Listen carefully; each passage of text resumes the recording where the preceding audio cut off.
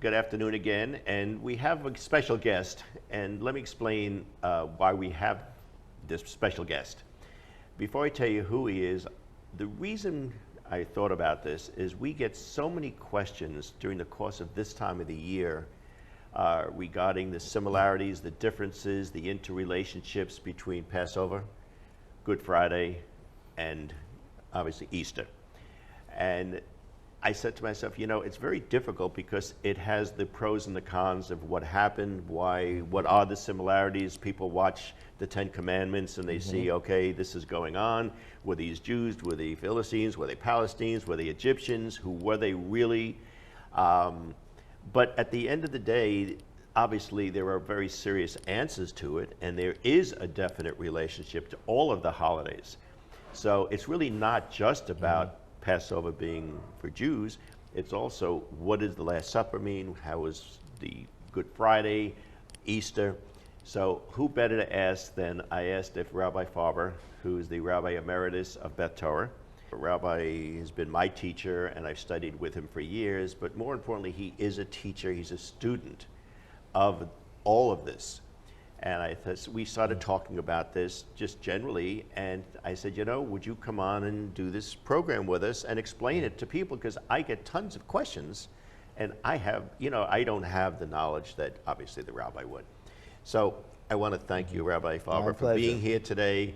Rabbi Farber and I go back just a few days, just a couple of days. But you heard what I said. And the question, I guess, to start with is, you have Passover. People see the movie, The Ten Commandments. Right. They have a certain understanding of what really happened. But then you have Good Friday, in this case, the same day. Right. And then 2 days later, you have Easter. So just briefly speaking, I put a few little questions together. What are some of the parallels between the Good Friday, Easter, and the preparations for Passover? Okay. So before I get into those details, Please. You pointed out, first of all, that they always are very close to each other. This year, exceptionally close to each other. Yes. That literally, Friday night was a Seder, and Friday was Good Friday, and Sunday was the second day of Passover, and it was Easter. But they're always very close. They're always very close in the calendar. Unlike Christmas and Hanukkah, you may notice, you know, Hanukkah sometimes falls out 3 weeks before Christmas, and then sometimes it falls out on Christmas or right after Christmas. We like when it falls out after Christmas, then we can buy the gifts, you know, discounted, right? So it's easier, right?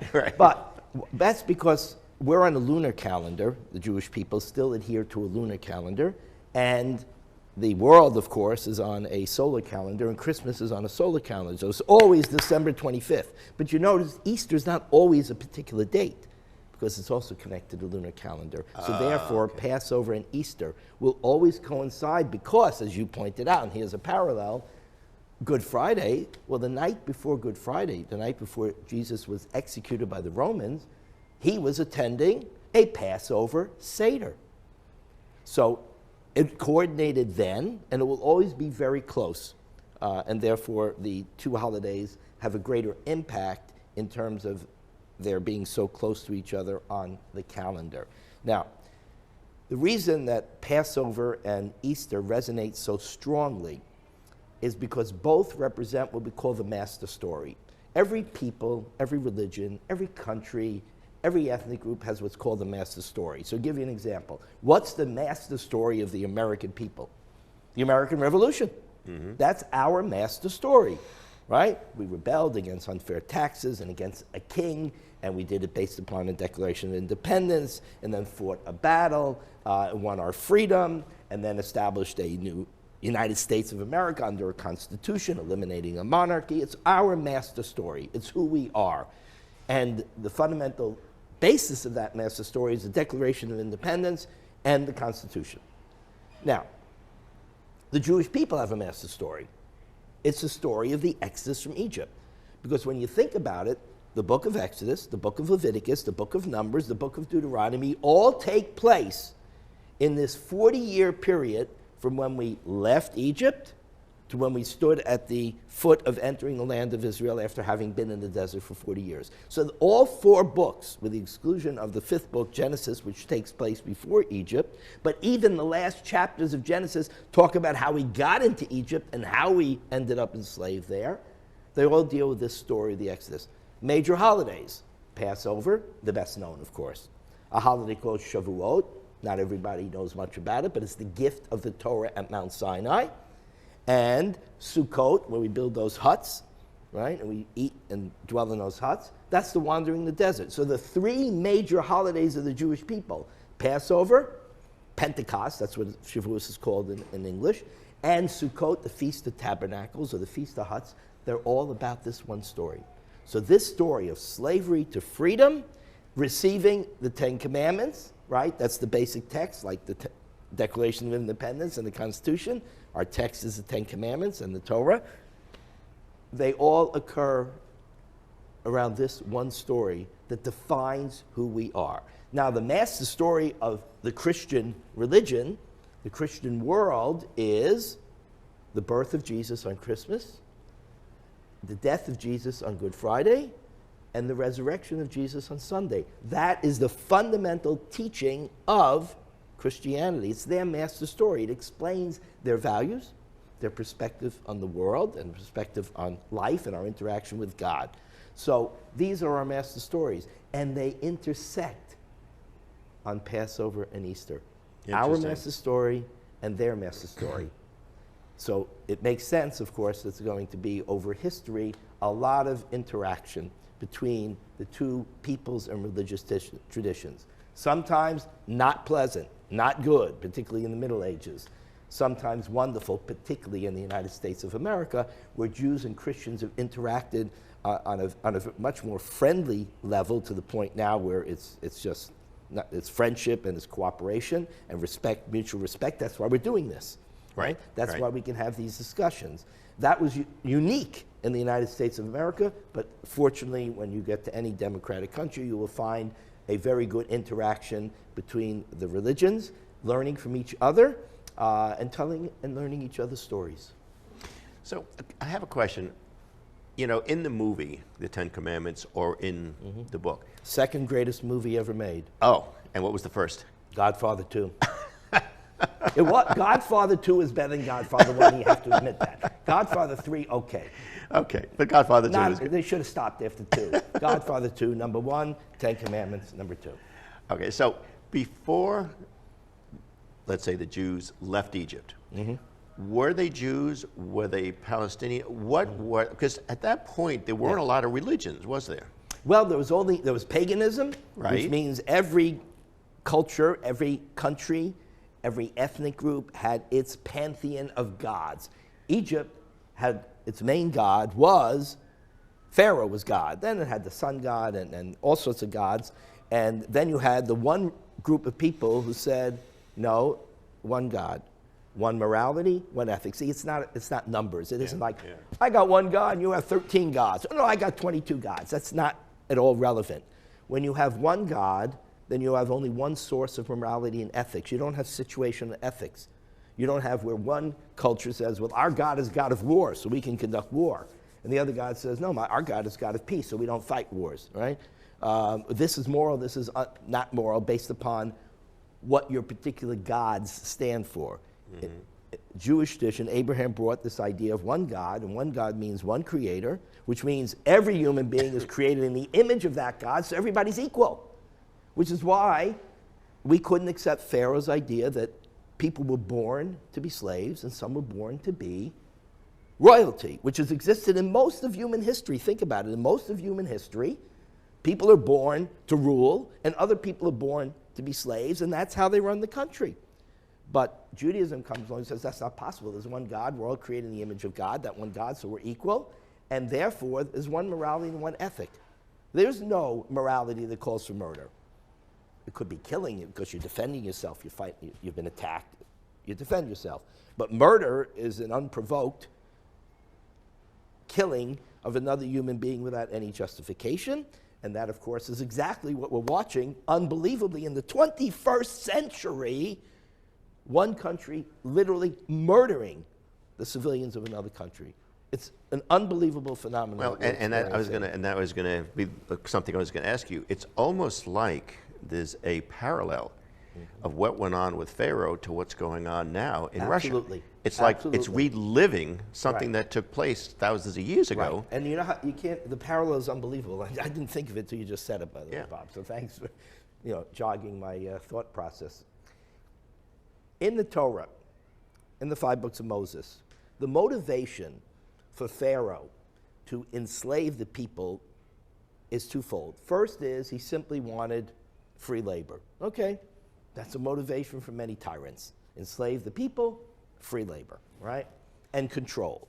But then it says he became fearful because the Israelite nation, we were Hebrews, we were Israelites, we weren't Jews yet. Jews come later, right? We are an ethnic And that's group. what I was asking. We Right. weren't Jewish at We're that. There not was no Jewish, such thing as We're Jews not- then. We don't become Jews really until we enter into the covenant with God. And even then, we're still the children of Israel. Yeah. Jews was actually, interesting enough, we didn't call ourselves Jews. When we were exiled into Babylonia and Persia after the destruction of the temple in 586 BCE, they had to, okay, this group that just arrived, what are they? Well, where did we come from? A country called Yehudah, Judah in English, Yehudah. So if you come from Yehudah, You're you a must Jew. be Yehudim, which translates, if you come from Judah, you must be Jews, right? So they called us Jews. We were the children of Israel, Israel being Jacob and the 12 tribes. right. So that's our origin, and that period of time when Pharaoh saw us multiplying and we were growing as a nation, and it appeared to him that we were becoming too numerous. And what was he afraid of? He was afraid, and he says it straight in the Torah, in the book of Exodus, that the Jewish people, this Israelite people, will grow in numbers and they will join with an enemy that's attacking from outside and assist them in overthrowing the Egyptians, overthrowing Pharaoh. This is the classic anti-Semitic complaint, anti-Semitic accusation has been used ever since Pharaoh, right? The Jews live in a country, and then they're accused of a dual loyalty. You can't trust them. They will be loyal to someone else who is an enemy of our country. It's a classic, and of course, as we know, Jews have always been loyal to the country in which they live. Sometimes they were oppressed, and sometimes they were persecuted, and then, of course, nobody's going to be totally loyal, but they always obeyed the laws of the country that they lived in. But Pharaoh got afraid. He says, no, I have to prevent them from multiplying, I have to control them, and then he began to inflict harsh treatment of the Israelite slaves. That's when God said, no. You've gone too far, Pharaoh. You can't do this to other human beings. I'm going to have to take them out of Egypt and punish you unless you relent. So that was the reason. Now, what did Putin do? Putin invented a lie. He's going to rescue the Russians who live in Ukraine from the Nazis. Right, Zelensky, a Jew who has a grandfather who survived the Nazis, is being called a Nazi. It's a patently absurd claim, which was Pharaoh's patently absurd claim. Israelites were not that numerous, but they appeared in his eyes to be that numerous. And of course they wouldn't join with an outside enemy. They were living a very nice life in Egypt until they were, and surprisingly, enslaved. So Putin, every dictator does the same thing. You invent a lie about a people, turn the population against them, and then take action against them. Hitler was, of course, the expert, right? But the Soviet Union did the same thing. They did it to Christians, they did it to Jews. They said, this religion that you believe in, this Bible, you Christians, you Jews, it will lead you to rebel against the Soviet Union. And you know what? Ironically, they were correct in this way. Every dictator always forbids the reading of the Bible, whether it be the Old Testament or the New Testament. The Bible, the Christian Bible, the Hebrew Bible, which is included in the Christian Bible, is forbidden. Why? Because you have people say they're reading a story about when Pharaoh rises up and enslaves you, you should rebel and go free. They don't want to hear that story. They don't want people to hear that story that enslaving a people is immoral and unethical. So don't read that story. Or in the New Testament, where there's a belief in Jesus dying for the sins of the nation, the sins of humanity, in order for humanity to be redeemed. Oh, they don't want to hear that. They don't want a loyalty to Jesus who can redeem you. We're the state. We're the dictators. We're the communists. We're the fascists, whatever it is. We are your saviors. The state will save you. The government will save you. Not Jesus, not the God who took out Pharaoh. They become, when they say that communism is atheist, it's a lie. They weren't atheists. They just traded gods. They made their government the god. Look at China. They're ready to make Xi the permanent ruler. What is that, right? That is making him into a god. They did that with Hitler, right? They did that with all the communist leaders of the Soviet Union until came Stalin, Gorbachev. Stalin, Mussolini, right? The emperor in Japan, right? They destroyed their country because of this loyalty to an emperor. Castro in Cuba. He ruled until he passed it over to his brother. The old joke, and his brother was worse, right? But what's so amazing about this is the parallel of what's going on now. Mm-hmm. First of all, to have an invasion in a country in this time and day is... He wants to enslave them. Take away all their freedoms. It's exactly the story. It's the story. All over again. Absolutely. It is absolutely the story all over again. It's also the story of World War II all over again, in the sense that he believes that no one is going to come to their rescue. Yeah. Hitler, at first, thought that the world would take the Jews, right? He wanted to get rid of as many Jews, and he never thought the world would let him kill them. Even he had some rational line, like the world is not going to let me do this, so I will scare them all away, and the world will take them. Then he learned two things. The world won't take them, and nobody's going to stop them. Well, the fear now is that we're at a point where if we don't do more, and I'm not advocating for military intervention, just giving him every tool he needs, plus crushing the Russian economy to pressure them, Putin doesn't believe we're actually going to keep this up. No. He believes that we're going to let our foot off the pedal, right? And if that happens, Ukraine will eventually fall. So it's the same thing. Hitler went forward because he came to the conclusion the world won't stop him. Until Putin believes that the world will understand the lesson of Easter and Passover.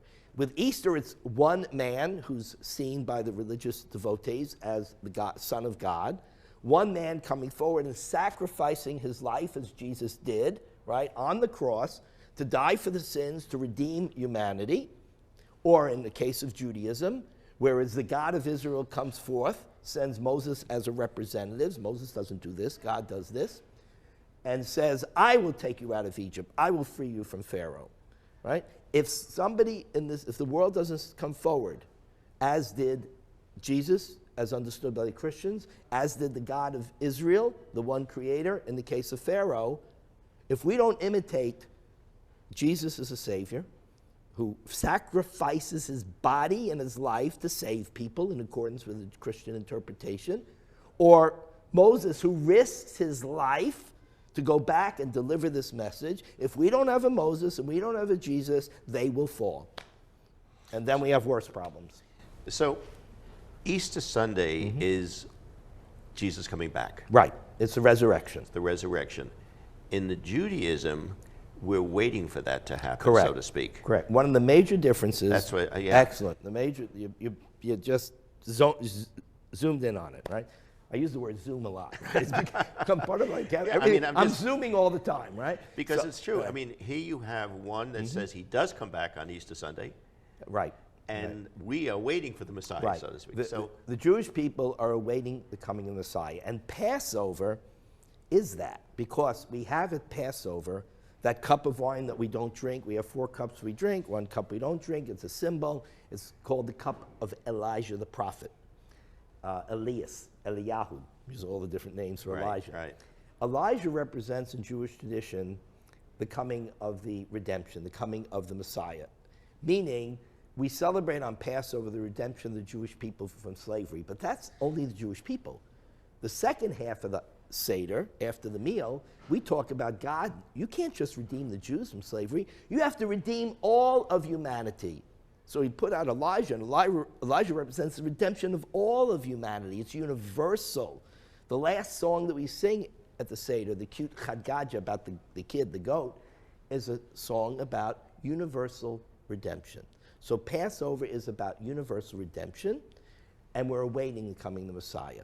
In Christianity, the Messiah came. So well, we might ask, but who's been redeemed?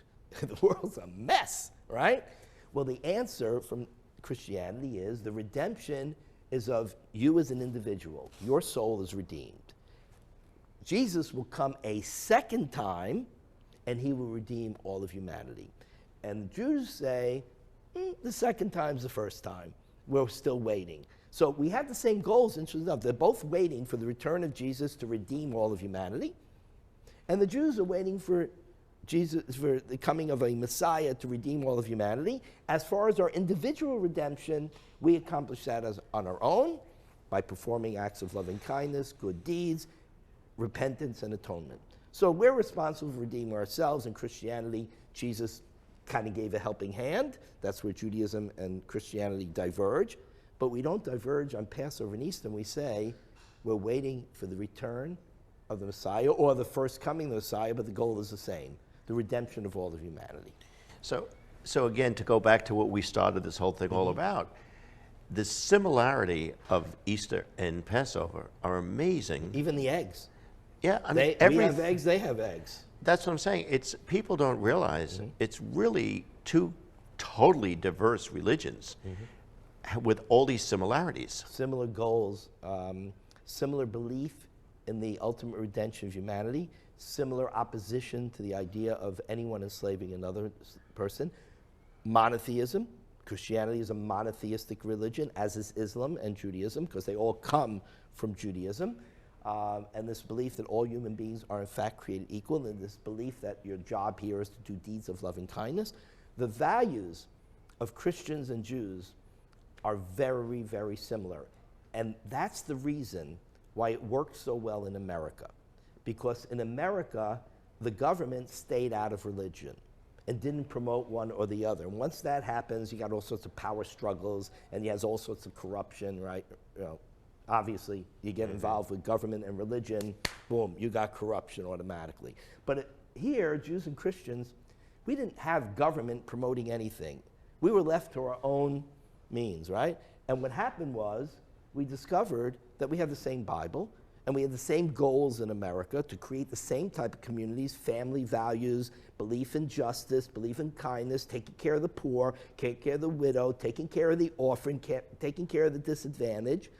We had those same values. So we focused on the similar values rather than the differences in some of the philosophy of the religion. And as a result, in no other country in history, the Jews and Christians worked so well together to develop this, the greatest country in the world. Because they don't fight each other. They basically, it's the Ten Commandments. We got back to the fundamentals of what brought us together. Now, obviously, there were periods of times when we had severe anti-Semitism in this country, particularly during World War II and Father Coughlin, and there was actually anti-Semitic attacks right on their radios. In those days, it was more radio than TV. We overcame that, right? Obviously, there's always an undercurrent of anti, right? The ones who suffered the most in the history of this country, obviously the black community, right? Jews will not even claim this comparison of suffering to the black. There's nothing in comparison to what the black community did. We were never enslaved. We were discriminated against. But you know what?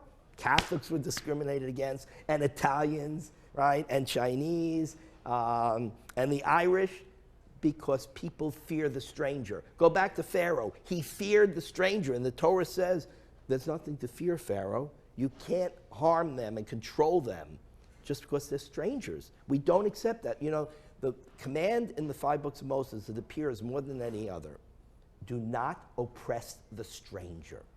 Interesting. Right? But yes, in our country, like every other country, when a new group comes, they're fearful. They'll take my jobs. Who are these people? What are their values? And it takes a while to overcome it. It's a tremendous ongoing struggle because human beings fear people who are different. And on that point, though, wouldn't you say then that was the biggest fear the Romans had against Jesus, that he's a stranger, Absolutely. He's preaching good, What Jesus was preaching, by the way, and many of the things he said at the Last Supper are quotes from our liturgy. He's doing a Seder of sorts, right? They didn't have exactly the Seder that we have today, but they had the beginnings. So, yes, he was quoting the liturgy. So that we have so much in common, and what is feared is this idea of equality. Everyone is equal under God. Everyone has the same value as a human being, and there are people who have power who don't want to see that happen. Yeah. Because that's how you keep power, right? It's been in every society. Now, it's been less in the democracies of the West than in any other countries. Far, far, far, far, far less. And the proof of that is we have this debate at the border. It's a political issue. I don't get into it. But I look and I say, millions of people want to come here. I don't see anybody running away in the other direction, right? No, because they know it's better. Is it perfect? We're not even close to perfect, right? No human being is close to perfect. No country is close to perfect. But on the scale, their feet are telling us, we want to be here because it will be better for us. Remember back when they had the Berlin Wall? Of course. Right? West Germany, East Germany. East Germany was the Soviet Union. West Germany was free. Did anybody ever go from West Germany to sneak across the wall into East? Never. No. Nobody would do that. Everybody was going the other direction to get out. So the democracies, the Western democracies, have provided the best opportunity. Not perfect, not even close to perfect, but by far the best opportunities to realize the teachings of Christianity and the teachings of Judaism, the teachings of that Bible that we share as a common denominator to our faiths and that upon which this country was founded. Every one of the founders was steeped in biblical religion.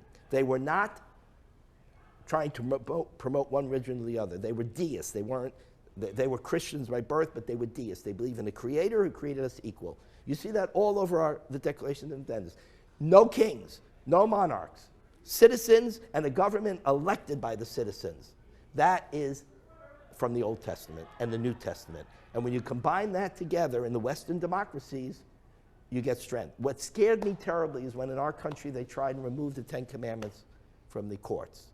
Do they not understand that the Ten Commandments, which is not a religious it doesn't promote anything other than equality under the law and that we're all created in the image of the Creator. I don't even have to say God, whatever you want to call it. Whoever you call. We're all equal. Right. You remove that from the courts of the United States of America? What are you doing? That's our foundation. It's like removing the Declaration of Independence. It's not a religion issue.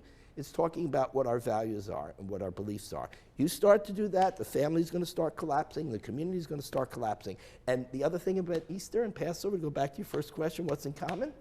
Would anybody miss Easter dinner? No. No. I grew up, I had many Jewish friends, but I had non-Jewish friends.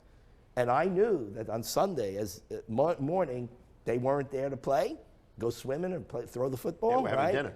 And at dinner, Sunday night, when usually we'd play a little bit of football out in the street, no, they would not Easter dinner.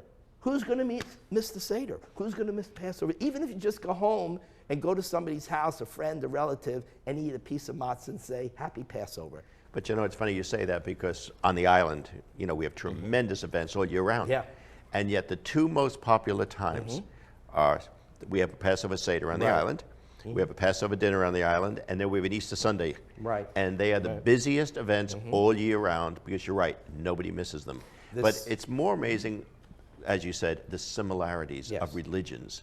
And this past weekend that just happened, and that's why I want you here, is you talk about Passover, Good Friday, and Easter Sunday, and they're all basically saying the same thing. Hope. They're all hope for redemption of humanity, which means seeing everyone as created in the image of God and giving everyone equal opportunity and caring for those who cannot care for themselves. You know, Americans may disagree about welfare systems and how you help people, but there's something they don't disagree on.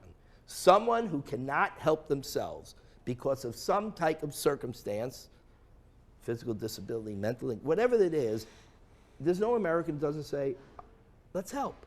They argue about who really needs help. That's a political argument, and it's a legitimate argument. But we don't argue about the fundamental. The person who needs help because they cannot do it themselves, not due to laziness, not due to disinterest, But due to illness or disadvantage, whatever it might be, Americans say, let's help. Let's help.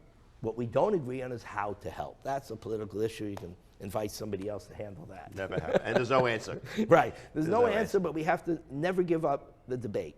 Because while we're talking about it, people are suffering. We have to find solutions for people who really can't help themselves. And we do have a lot of solutions, but not enough yet. There is a crisis of homelessness. And think about that. We went out into the desert and we were homeless, right? Sukkahs, we built a hut, a temporary hut to remind ourselves that we were wandering in the desert. We had no home. We had left Egypt and we had not entered the land. We're in a desert, the Sinai desert, right? That's what the holiday is about. But who protected us? According to the story, God gave us protection, provided us with manna from heaven, provided us with water, with wells. He located water, took care of us. God took care of us. And then God said to us, I did that for you in the desert. Now it's your job. You take care of people. So the whole holiday is about caring for people, a nation that was homeless. So how is it in America, with all these debates, can't anybody come up with some answers? The richest country in the history of the world can't come up with an answer about how to deal with homelessness, which we know is fundamentally connected with mental illness. Yeah. Yes, there's some economic causes, but those are easily fixed. That's not a problem. But when people are ill and the illness leads to drug addiction, there has to be answers, not only for them, but for our society in general. And the fact that they're using it as political football, they love the issue. Why solve the issue when you can use it against the other party? It's a disgrace. And it's why, by the way, right? What's Congress's approval rating in this country? Right. Nothing. Probably below 20%. Right. Right. And what do people, and the jokes about politicians, and it's not nice because we have some wonderful politicians, like you. Not me. Just kidding, right? Well, you have people in Aventura, right, Williams Island, running the show, and they're doing a great job, right? Why? It's very simple, because you care about the people here. Yes, we do. None of you are doing it for yourselves, believe me, right? No. It's going to cost you money, it ain't going to make you rich, that's for sure, right? So there are many, many politicians who really devote their lives to help people. Their motivations are good. And I don't like when they get caught up in our negativity about politicians, because there's a lot of good ones. But we also know there's a lot of people out there playing games, and it's all for themselves and their own power. And that's why people don't trust them. They don't trust them. So, and that's what goes back to these 3 days. Mm-hmm. Trust. And lack of trust, right. And a great deal of fear.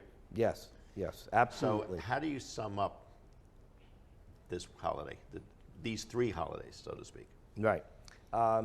They're all about hope, salvation, belief in God in the sense that God wants to see a redeemed world, but is expecting us to do a lot of that redemption. He's given us his teachings. They're in the Old Testament, they're in the New Testament.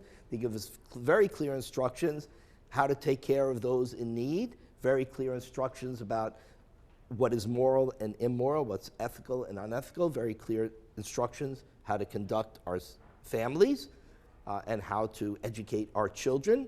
Both holidays are very child-oriented. I don't think we mentioned that. You know, Easter, the Easter egg hunt, everything's about teaching the kids this message of the redemption of humanity by Jesus, who they see as the Savior. And Passover, everything's about the kids. We have all sorts of things in the Seder night that include the kids. And here, the most fascinating thing, as Moses was about to leave Egypt, God told him what to tell the people. Now, you might think he would tell them, okay, we have to prepare for this desert. We have to prepare for this war that will break out as we try and enter the land of Canaan. We have to worry about the Egyptians rushing us. He didn't talk about any of that. You know what he said? God said to him, as you leave Egypt, make sure you tell your children the story. Everything is about tell the children the story, teach them the lessons. That's what they do on Easter. That's what we do on Passover. It's what we share. If you don't pass these lessons on to the next generation, then what will they embrace? When there is a vacuum, then they can get sucked into all sorts of very, very bad groups because they don't have a fundamental belief to say, what you're telling me I should be doing, no, I know that's not right. If they have that fundamental teaching and they know who they are, they understand the teachings of the Bible, Old Testament, New Testament, in terms of caring for the poor, caring for the disadvantaged, fairness, equality, then they know when there's a group out there, an ideology out there, a cult out there that's trying to suck them in, they have a foundation. Without a foundation, they're lost. Well, just to put this all into perspective, when we started the conversation, I would say most people that will watch this will say these are such different holidays with totally different meanings and totally different beliefs and totally different religions. And after listening to it, you realize it's all about the same thing. It's doing for those that can't do for themselves. And the redemption, whether it be through Jesus, whether it be the Messiah, whether it be whatever the case may be, really it's about oneself. Right. You're redeeming yourself. You're making yourself a better person. Then you can work for the redemption of others. Right. You have to strengthen yourself. Yes. Right. What does it say in Hebrew when we finish 5 books of Moses, each book? We say chazak, chazak v'nit chazek. Chazak means strength. Chazak, strength.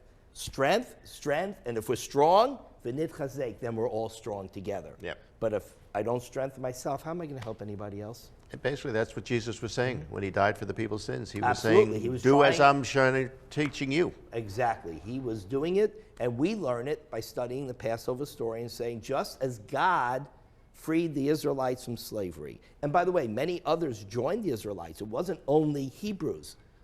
A mixed multitude, the Torah says, joined the Israelites. Threw their lot, cast their lot with the slaves who were leaving. They took the chance, right?